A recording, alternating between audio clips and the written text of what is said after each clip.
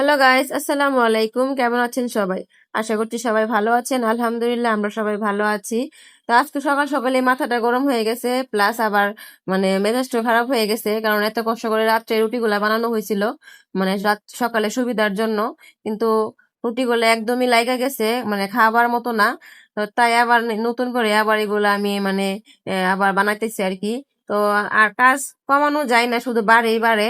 আমি সকালে তাড়াহুড়ার জন্য রুটিগুলো আগে বানিয়ে রাখি, কিন্তু মানে আজকের দুঃখের কথাটা আর কি রয়েছে বলার মতো না, যে একটা বিশৃঙ্খলা হয়ে গেছে আর কি। তো দিয়াকে আমি কিন্তু স্কুল আজকে স্কুলে দিয়ে আসছি, ওর পরীক্ষা আজকে শেষ। তো ওর স্কুলে দিয়ে সেই কাজগুলা করতেছি আমি এখন।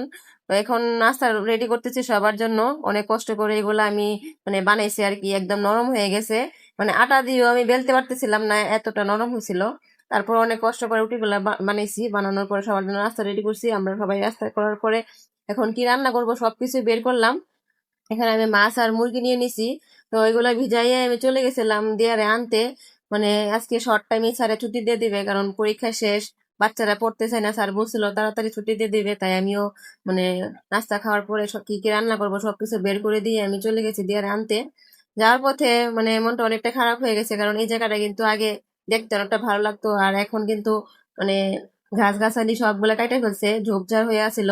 আর ঘাসগুলা কাটার একটা কারণ আছে, কারণ এদিকে অনেক ঝোপঝাড় হওয়ার কারণে চুরি ডাকাতি এই রাস্তা দিয়ে যাওয়া যাইতো না। মানে এলাকাবাসী সবাই একসাথে হয়ে এই উদ্যোগটা নিছে আর কি। তো এটা কিন্তু ভালো হয়েছে, কিন্তু একদিকে আবার খারাপও লাগে আমার কাছে, কারণ আমি প্রত্যেক দিনই যাইতাম এদিকে, ঘাসগুলো দেখলে অনেক ভালো লাগতো, সবুজ। কিছু করার নাই, মানুষের সুবিধার জন্য অনেক কিছু ত্যাগ করা লাগে। তো দিয়াকে আমি বাসায় নিয়ে আসার পরে সবকিছু তো রেডি করে গেছিলাম, এখন শুধু রান্না বান্না বসাবো। তো আমি এখানে মুরগিটা বসাই দিয়েছি। তো মুরগিটা কষানোর ফাঁকেই কিন্তু আমি মাছটা ধুয়ে একদম ভাজার জন্য দিয়ে দিছি আর কি।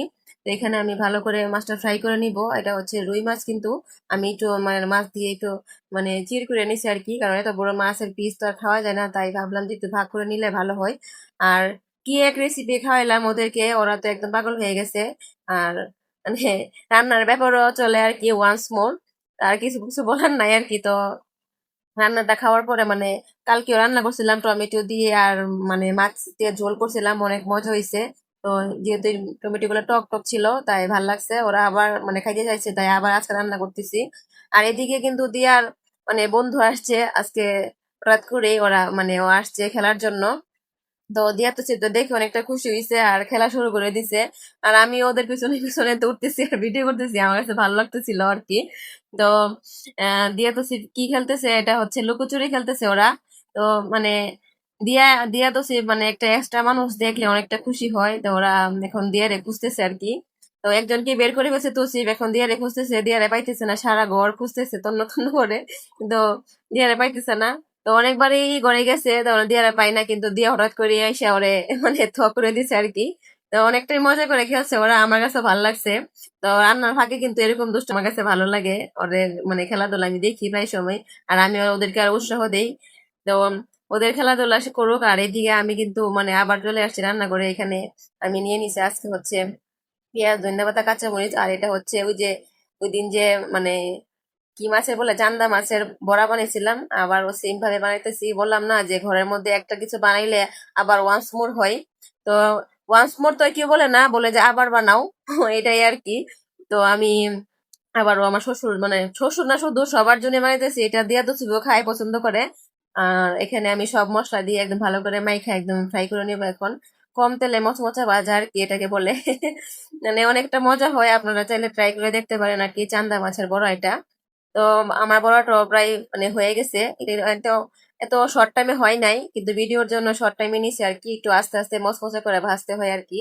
তো আমি দিয়াকে পড়তে বসাই দিছি, এর মধ্যে কিন্তু একটু ওরা ওরা ঘুমাই নিছে, এখন সন্ধ্যা হয়ে গেছে। তো দুপুর গড়ায় কিন্তু সন্ধ্যা হয়ে গেছে, এর মধ্যে কিন্তু আমরাও ঘুমাইছিলাম, ঘুমার মধ্যে আর ভিডিও শুট নিতে পারি নাই।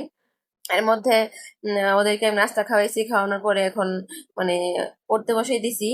তো আজকে ভিডিওটা আমার এই পর্যন্তই, আপনাদের সাথে কথা হবে পরবর্তী ভিডিওতে। সে পর্যন্ত ভালো থাকেন, আল্লাহ হাফেজ।